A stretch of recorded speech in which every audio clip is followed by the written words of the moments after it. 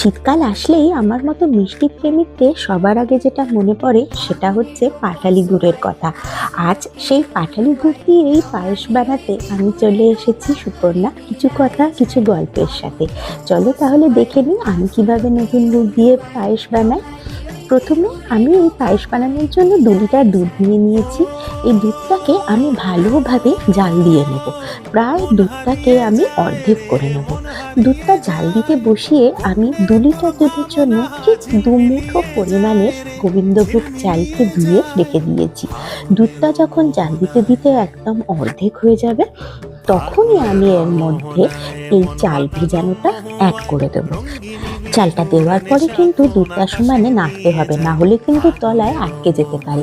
এরপরে চালটা সেদ্ধ হয়ে গেলে পরে এর মধ্যে আমি পাটালি গুড় দিয়ে দেবো। গুড়টাকে আমি ছোট ছোট টুকরো করে নিয়েছি যাতে দুধে দেওয়া মাত্রই এটা গলে যায়, কারণ দুধটা কিন্তু আমার বেশ ঘন হয়ে গেছে। এরপরে আরও বেশি ফোটালে আরও ঘন হয়ে বসে যাবে। দেখো গুড়টা কি সুন্দর তাড়াতাড়ি গলে গেছে আর আমার পায়েসও রেডি হয়ে গেছে। পায়েসটা নামিয়ে ওপর থেকে আমি একটু কাজু আর কিশমিশ সরিয়ে দিয়েছি যাতে দেখতে ভালো লাগে। না নতুন গুড়ের পায়েস তো গুড়ের জন্যই টেস্টি হয়, এর জন্য আলাদা করে আর কাজু কিশমিশ কিছুই দেওয়ার দরকার পড়ে না। ব্যাস, এবার পরিবেশন করে দাও। কেমন লাগলো আমার ভিডিওটা আমাকে অবশ্যই কমেন্ট করে জানাবে আর লাইক আর সাবস্ক্রাইব করে দেবে। টাটা।